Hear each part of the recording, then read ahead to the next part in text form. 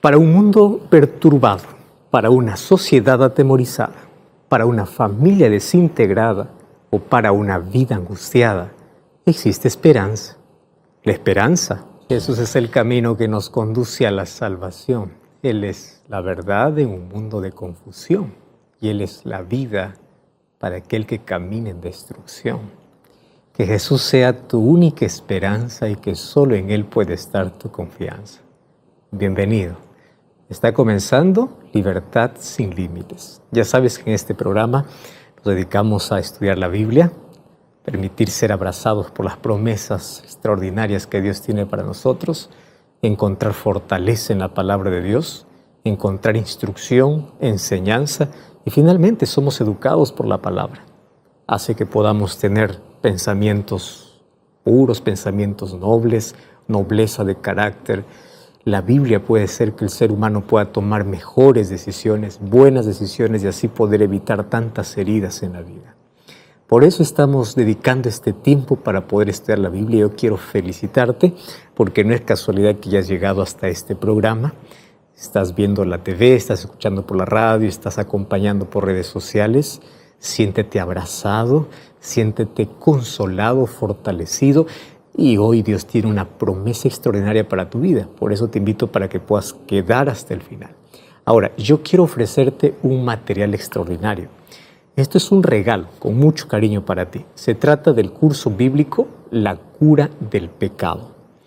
Este es un curso extraordinario donde habla sobre cómo nosotros podemos ser vencedores de aquello que realmente nos arruina. Arruina la vida, las relaciones, la familia, la salud, totalmente. ¿Cómo podemos ser curados del pecado? Solicítalo a través de nuestro WhatsApp, más 5512 98 100 14 60, o ingresa también a estudielabiblia.com. Vas a encontrar este y otros materiales que sin duda van a enriquecer y van a curar tu vida. Porque necesitamos de una curación completa, no solamente física, sino también mental y espiritual. Muy bien, hoy vamos a abordar un tema súper importante. Otra vez quiero felicitarte y abrazarte en la distancia. Gracias por permitirnos acompañarte en este momento y estamos listos para que hoy podamos vivir esta experiencia linda de estudio de la palabra de Dios. Estamos hablando sobre cómo Jesús, cuando se aproximaba a las personas, los trataba con tanto amor. Aquellos que estaban sufriendo, aquellos que habían perdido un ser querido. Y vamos a hablar sobre cómo Jesús puede tratar a alguien que sabe que anda en pecado. ¿Ya sentiste que Dios no te ama porque eres demasiado pecador? Hoy vamos a hablar sobre cómo Jesús nos trata. No cambies el canal, vamos a una breve pausa y ya regresamos de Libertad sin Límites. La palabra pecado pasó de ser la palabra más terrible a la palabra más común.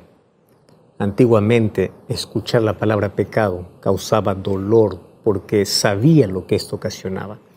Destrucción, acababa con la...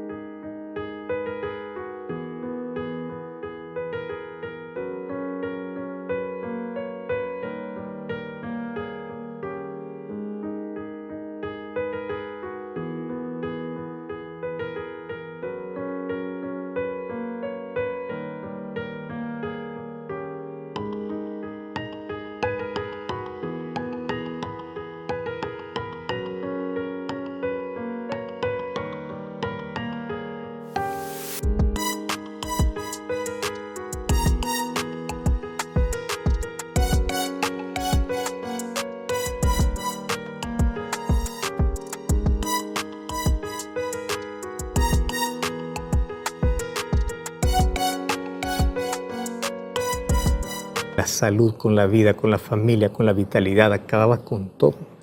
Tanto así que escuchar pecado hacía que la persona pueda temblar cuando escucha esta palabra. Ha pasado el tiempo y la palabra pecado se ha convertido en una palabra muy común. Y es más, nadie más tiene miedo de hablar de pecado. Hay tantas personas que hasta sienten orgullo de decir, yo soy así, este es mi pecado, yo nací así, lo voy a seguir practicando, porque no tienen noción de cuánto daño esto nos hace.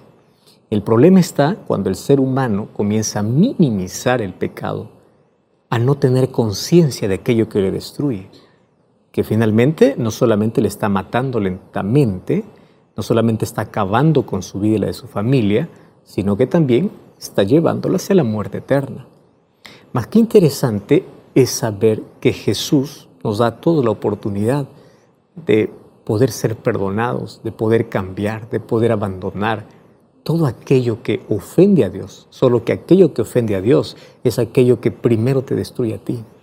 Cuando Dios quiere separarnos, apartarnos del pecado, quien se beneficia es el ser humano. No es Dios, soy yo. Yo evito heridas, evito dolor.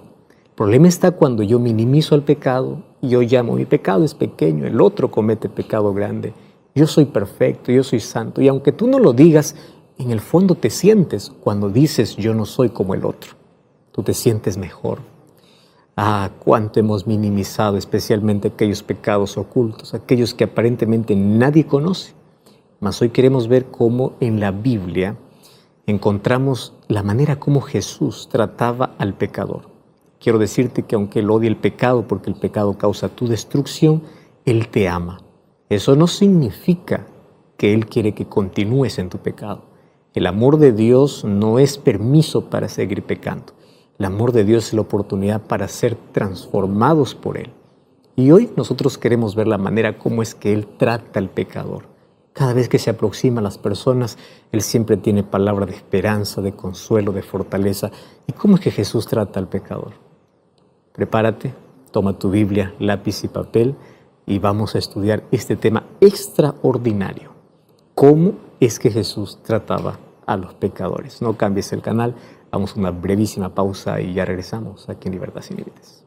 Cada vez que los padres reciben al bebé recién nacido, cuando se ve con ternura y con amor y esa alegría de poder tener en los brazos a alguien que fue tan esperado y tan anhelado, siempre uno puede contemplar la ternura, la inocencia de un bebé. Y de allí nace el concepto de que obviamente todo bebé es tan inocente, por lo tanto no es pecador, ¿verdad? Y obviamente muchos piensan que cuando los bebés mueren, incluso ellos se convierten en angelitos por haber sido tan inocentes. Porque nosotros tenemos un concepto medio equivocado de pecado. Pensamos que pecado solamente se limita a las acciones. Entonces una persona que dice pecado es matar, robar, mentir, ser deshonesto, entonces comienza a revisar, yo no mato, yo no robo, yo no soy deshonesto, yo no soy corrupto, entonces no soy pecador. No conoce la realidad de lo que es pecado. Los seres humanos ya venimos desde el momento que nacimos con la naturaleza pecaminosa. El pecado forma parte de nuestra naturaleza. Nadie nos enseña a pecar. Nadie enseña a un niño a mentir. No hay un papá o mamá que le diga, mira, ven, te voy a enseñar tu primera lección. ¿Cómo mentir? Nadie le enseña a un bebé aún a ser egoísta, a querer todo para él. No, el egoísmo es una mancha de deformación ya en nuestro carácter que viene por nuestra naturaleza pecaminosa. Nadie nos enseña a ser egocéntricos y a pensar solo en uno sin pensar en los demás. Ya te diste cuenta que cuando crecimos lo que hacemos es perfeccionar aquellas cosas que ya traemos. Obviamente, en la adultez intentamos ocultar muchas cosas. Entonces el pecado para muchos no es tan evidente, pero es tan oculto, es tan abrigado. Por eso es que todos somos pecadores. Y cuando tú pierdes la noción de pecado, de qué significa ser pecador, tú puedes creerte superior, condenar a los demás, creerte mejor que los demás. Pero lo peor es que comiences a perder la necesidad de un Salvador, la necesidad de Cristo. ¿Por qué no tienes de qué arrepentirte? Porque aún no conoces la naturaleza del pecado. Mira, somos tan pecadores y tan egoístas, por ejemplo, un ejemplo clásico aquí, todos en cualquier tipo de competencia queremos ganar. ¿Y por qué? Porque solamente pensamos en la victoria que nosotros queremos saborear. Hay 10 puertas o hay 10 vagas o 10 lugares para un empleo. ¿Qué cosa sucede? Yo quiero estar entre los 10. ¿Cuántos se presentan? 100. Yo quiero que 90 estén fuera, pero yo quiero estar dentro de los 10. ¿Te diste cuenta? Porque solo pensamos en nosotros mismos. Cada vez que yo pienso solo en mí mismo y no en los demás, ¿qué cosa se llama eso? Egoísmo. Y es más, hay personas que obviamente se aferran a pecados tan ocultos que dentro de sí disfrutan al ver que el otro cae, al ver que el otro pierde, al ver que el otro lo intentó y no llegó, y él sí llegó. ¿Quién siente tristeza después de haber ganado porque el otro ha perdido? Nadie. Pero eso forma parte de nuestra naturaleza pecaminosa. Que el otro pierda para que yo sea feliz. ¿Qué es eso? Eso es pecado. ¿Y qué decir acerca de la envidia? La envidia es peor aún, porque la envidia hace que tú tengas o tú quieras que el otro no tenga aquello que tú no tienes. Interesante. Yo no quiero que el otro tenga. La codicia es yo quiero lo que el otro tiene. La envidia es yo no quiero que el otro tenga lo que yo no tengo. Entonces, nosotros nacimos así. Nosotros venimos hacia este mundo, ya con la naturaleza de pecado. Y todo esto, obviamente, sabemos que comenzó en el cielo, en un lugar perfecto. ¿Cuándo comenzó? Cuando un ser creado por Dios, siendo perfecto, pero siendo libre, decidió ser más grande incluso que Dios. Y a partir de allí, esa tendencia forma parte de nuestra naturaleza humana. Yo quiero ser mejor que todos, yo quiero ser superior a todos, inclusive yo quiero vivir lejos de Dios, independiente de Dios. Tanto así que hasta los discípulos de Jesús, aún después de haber caminado con Él por mucho tiempo, ellos también sentían, ellos también tenían ese mismo sentimiento. Y claro, para que puedas ver de que todos los seres humanos cargamos dentro de nosotros una naturaleza pecaminosa y no hay nadie excluido a esto. ¿Qué sucedió con los discípulos? Un día estuvieron allí discutiendo quién va a ser el mayor. Entonces, contemplando esto, vamos a analizar cómo es que Jesús comienza a tratar a aquellos grandes pecadores, como nosotros los llamamos. O también aquellos que dicen yo soy un pequeño pecador, porque no se evidencia tu pecado, porque tu pecado no causa escándalo. Entonces hay muchos que piensan, bueno, mi pecado es pequeño porque no escandaliza a nadie, pero tu pecado es tan grande, igual que aquel que causa escándalo, porque Dios no solamente mira las acciones, Dios mira motivaciones, Dios mira lo que está dentro de ti. Mira cómo Jesús comienza a tratar a un pecador. Y aquí estamos incluidos todos, pero cuando hablo de pecador en sí, estoy hablando de alguien que se está aferrando al pecado. Marcos capítulo 9, versículo 33 y versículo 34. Dice así, y llegó a Capernaum, y cuando estuvo en casa, les preguntó, ¿qué estaban ustedes discutiendo en el camino? Pero ellos callaron, porque en el camino ellos habían disputado entre sí quién había de ser el mayor. Qué curioso, ¿verdad? Fíjate, había llegado el tiempo cuando Jesús debería volver para Jerusalén. Y esta vez los discípulos estaban seguros de que había llegado la hora de que Jesús iba para Jerusalén para establecer su reino. Ellos todavía tenían la idea de que Jesús había venido a ser un rey político. Entonces un reino él iba a levantar. Y claro, ellos tenían allí negocios inconclusos que debían atender. ¿Cuál era el problema? La discusión que ellos tenían, lo que ellos tenían que decidir dentro del grupo es, y cuando Jesús establezca el reino, ¿quién va a ser el presidente? ¿Quién va a ser el primer ministro? O sea, ¿quién va a tener un cargo más importante? ¿Quién va a ser el mayor? Imagino allí Pedro diciendo, yo soy líder, yo saco cara por ustedes, yo puedo liderar mejor. Y allí Felipe diciendo, ¿por qué tú? ¿Por qué no puede ser Juan? ¿Por qué no puede ser Tomás? Y la discusión era grande. Pero acá hay un detalle importante. Los discípulos comenzaron a discutir en el camino mientras iban para Jerusalén. Obviamente allí estaban discutiendo, intentando cerrar aquel asunto pendiente. Pero ellos sí sabían que lo que estaban haciendo estaba mal. Y mira qué interesante. Porque ellos sabían que estaba mal, ellos se quedaron atrás. Ellos no discutieron esto delante de Jesús. En realidad, Jesús, cuando llegó a los límites de la ciudad de Capernaum, ahí él se dio cuenta que sus discípulos estaban tan atrás y él ya ni siquiera podía oír la conversa de ellos. Y esto es curioso, porque estos discípulos que habían estado 3 años con Jesús, los mismos que en varias ocasiones habían declarado su fe en Jesús diciendo, tú eres el Hijo de Dios, ahora vemos a estos mismos discípulos tratando de hablar en una voz tan baja como para que Jesús no pudiese escucharlos. Y sabes que esto me enseña una lección importantísima acerca de mi vida. Presta atención. La lección importante aquí es que es difícil, imposible, cometer pecados en la presencia de Jesús. Piensa conmigo. Los discípulos sabían que lo que estaban hablando no estaba correcto. Para poder ellos hablar abiertamente, ellos tuvieron que separarse de Jesús. ¿Tú ya descubriste esto? ¿Qué cosa es lo que nosotros necesitamos entender? Que aún las personas más débiles, ellas no van a pecar mientras están en la presencia de alguien que aman y respetan. Entonces, por alguna razón, nosotros, para poder cometer pecado, no estoy hablando de nuestra naturaleza pecaminosa que cargamos, sino para poder cometer los actos pecaminosos, primero tenemos que separarnos de Dios.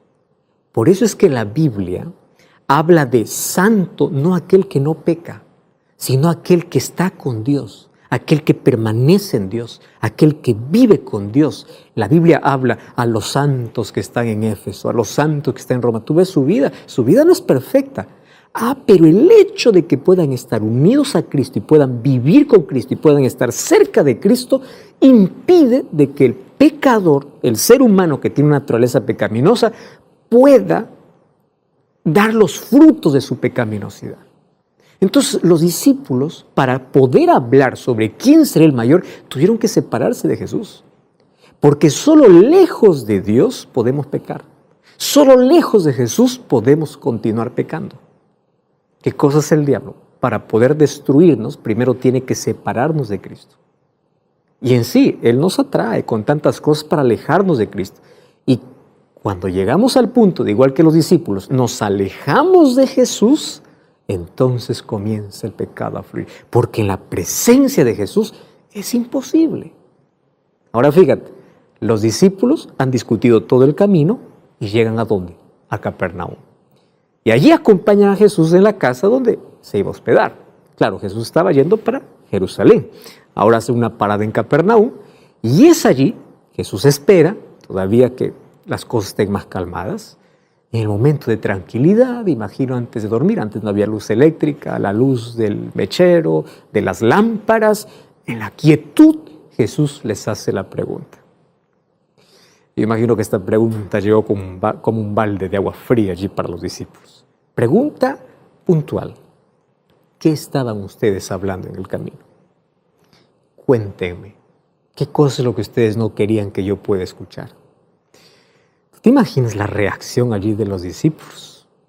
Todos comienzan a mirarse los unos a los otros, comienzan a patear el suelo de nervios, se mueven de aquí para allá, están muy nerviosos. Y ellos simplemente no contestan la pregunta. La Biblia dice que ellos callaron. Claro, este era un buen momento para mantenerse callados. Pero Jesús insistió y finalmente, imagino allí la respuesta de uno de los discípulos. Bueno,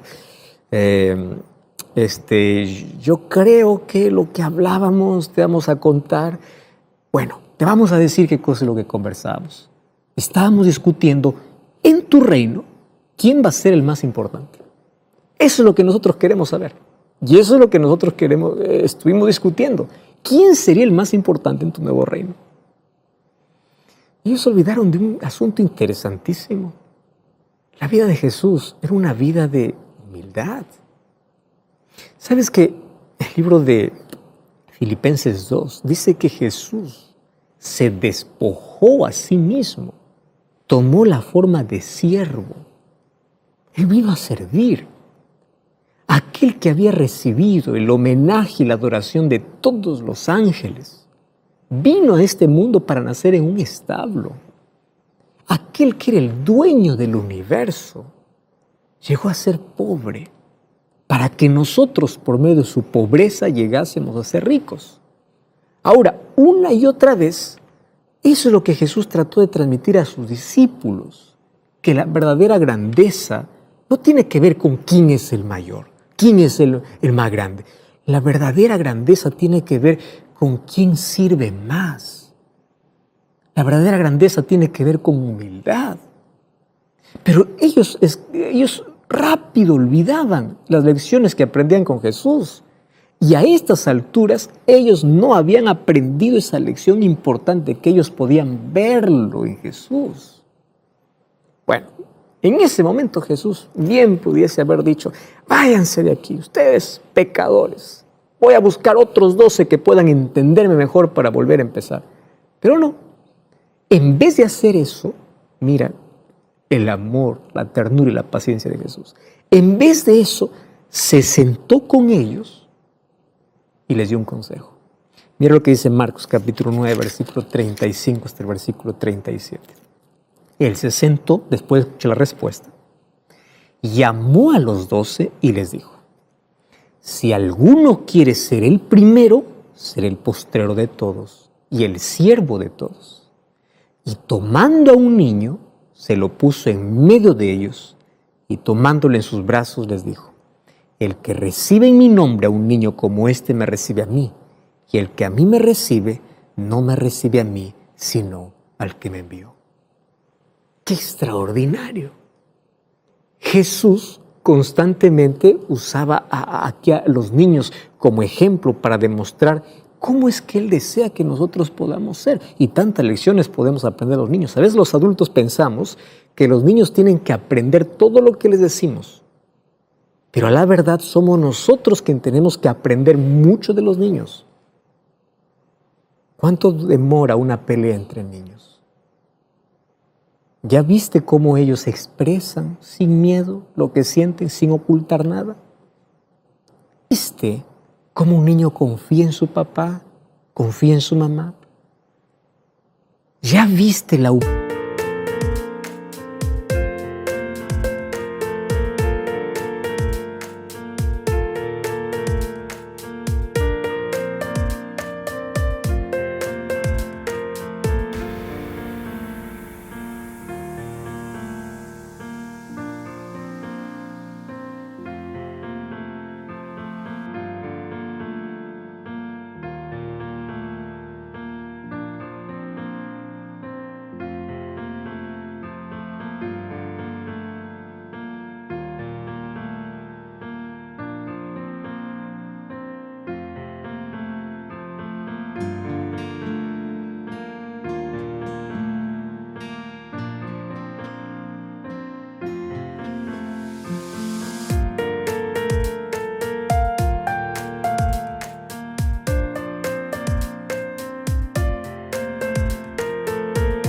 humildad y la sencillez? ¿Qué les importa si el otro niño tiene plata, no tiene? Para ellos la vida es simple.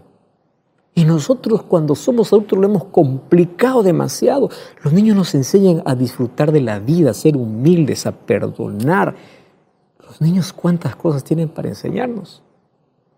Y así tiene que ser alguien que es candidato para el reino de los cielos. Incluso nos enseña desde la inocencia que tienen. Ahora, ¿qué cosa me interesa de esta historia? Es que Jesús no los condena. No los condenó. Jesús continuó tratándoles de enseñar de manera paciente aquellas lecciones que necesitamos todos aprender. Y lo más importante es que Jesús continuó caminando con ellos. Jesús continuó trabajando en ellos, viajando con ellos. Es más, a esos mismos discípulos luego les confió la obra de su misión. Ahora, ¿los discípulos eran culpables de pecado? Claro. ¿Y qué pecado? Ellos no mataron, ellos no robaron, ellos no mintieron. ¿Qué pecado?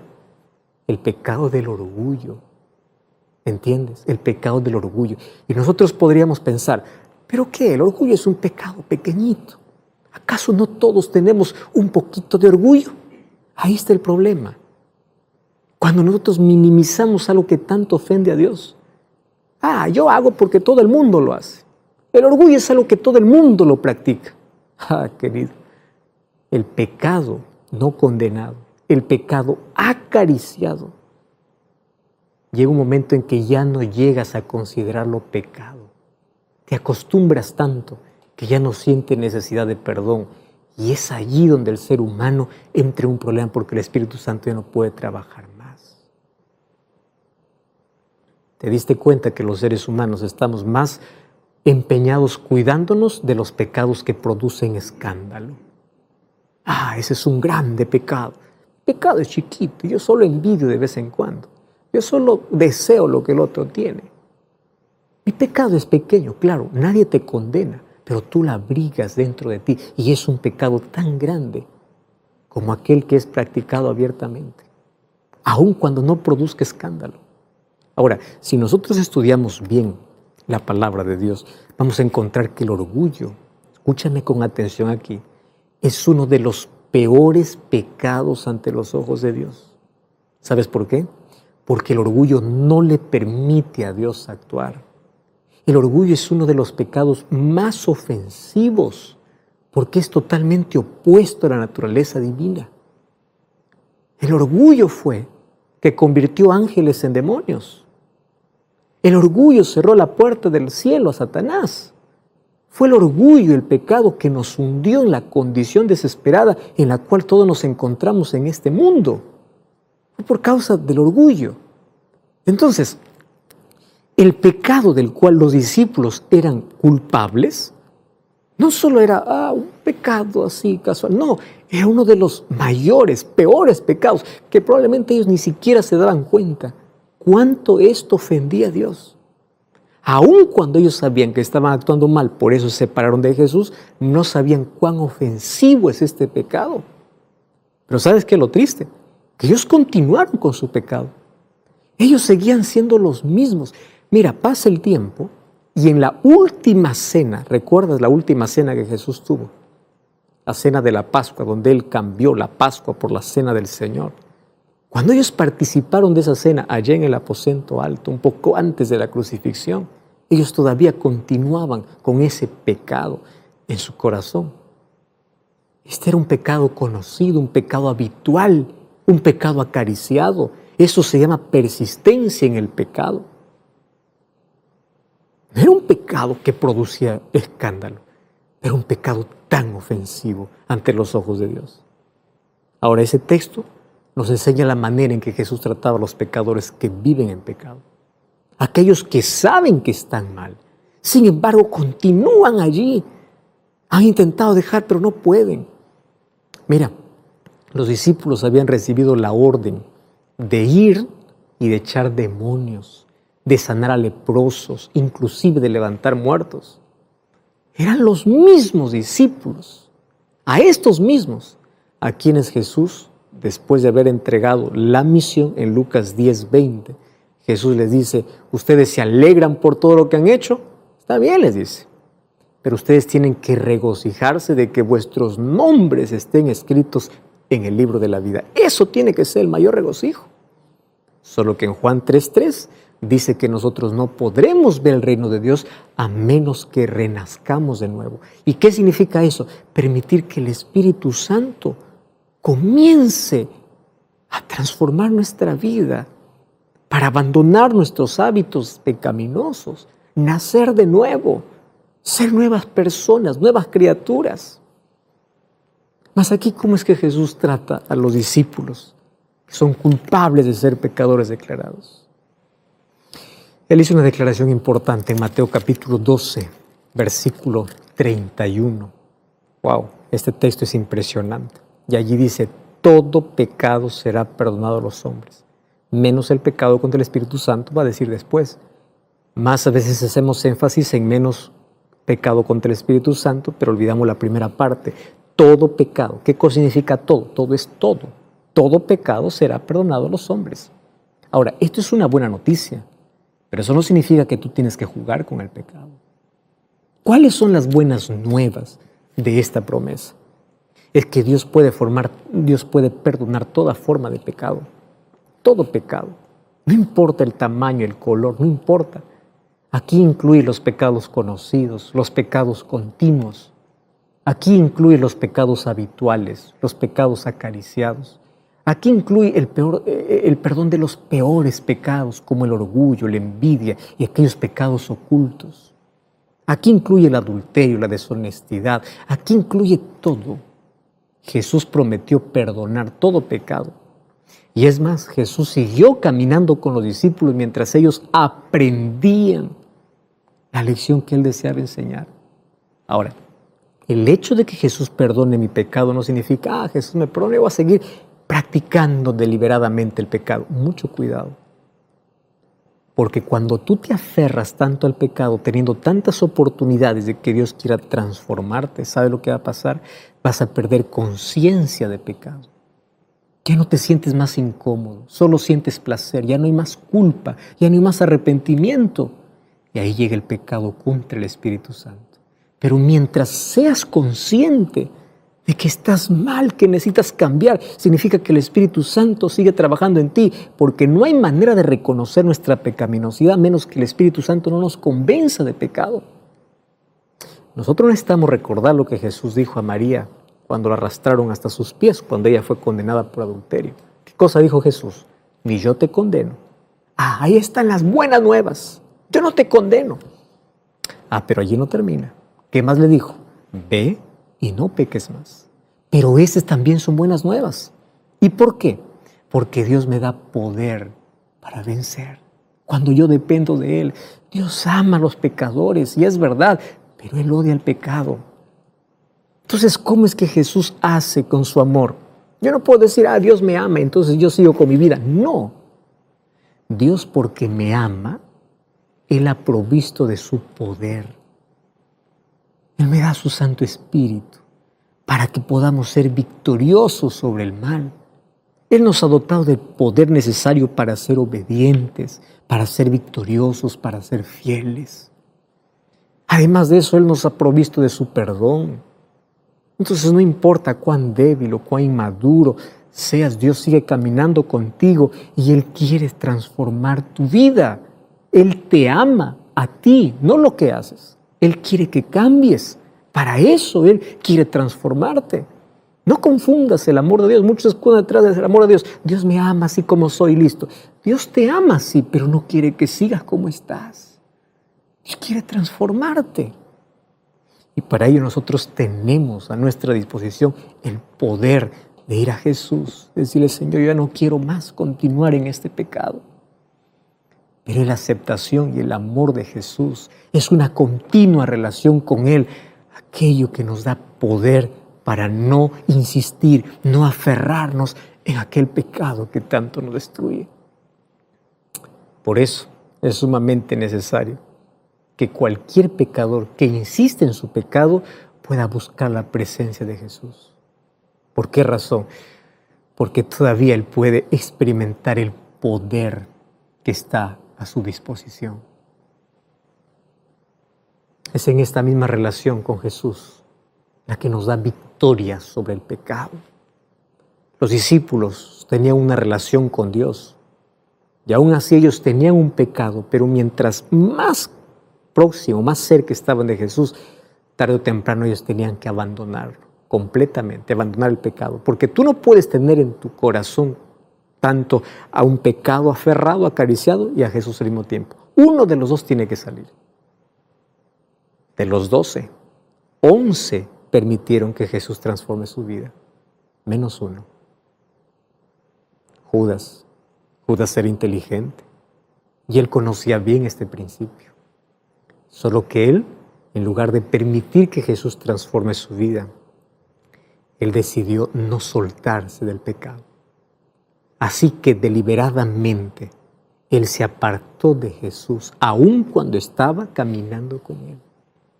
Jesús dio tantas oportunidades para transformar, igual que transformó a Juan, a Pedro, aquellos que tenían un carácter deformado. Judas era el más brillante, era el más inteligente, pero tenía un pecado acariciado. Los otros eran considerados grandes pecadores porque ellos expresaban el pecado, pero fueron transformados. Qué peligroso es pensar que porque no matamos, no robamos, no adulteramos, estamos bien, cuando dentro de nuestro corazón hay tantas cosas que abrigamos. Pecados acariciados, pecados de presunción, pecados conocidos. Qué peligroso es abrigarlos. Y Judas sabía lo que tenía que hacer para vencer el pecado, pero él deliberadamente decidió hacer lo contrario. Y cuando alguien desecha su relación con Jesús porque desea seguir pecando, él está pisando en arena movediza, que en un momento se puede hundir y no más salir. Tal vez tú conoces a alguien que dice así: yo no quiero ser demasiado religioso, porque teme que su estilo de vida pueda cambiar. No, yo no quiero compromiso, porque el compromiso con Dios va a demandar de que yo pueda dejar esto, pueda dejar lo otro. Entonces yo no quiero dejar. Ese era el caso de Judas. No quería un compromiso con Jesús. Pero los demás discípulos prefirieron seguir con Jesús a pesar de sus pecados y se aferraron a Jesús y Jesús lo transformó. Juan fue el ejemplo del discípulo que siempre estuvo allí y nada lo aportó de Jesús. Juan también estuvo dentro de la conversa de los 12 de quién sería el mayor. Sin embargo, después de 3 años, él aprendió a tener la victoria que Jesús ofrecía. Que a pesar de que sus problemas eran tan detestables como lo tenía Judas, Juan permitió que Cristo pueda transformar su vida. Transcurrieron los años y Juan es uno de los últimos discípulos que queda vivo. La verdad fue el último en quedar vivo. Todos los demás murieron. Todos los demás sufrieron martirio. Tal vez algunos amigos lo visitaban y luego encontramos a Juan escribiendo en Primera de Juan, capítulo 4, versículo 7. Él dice: amados, amémonos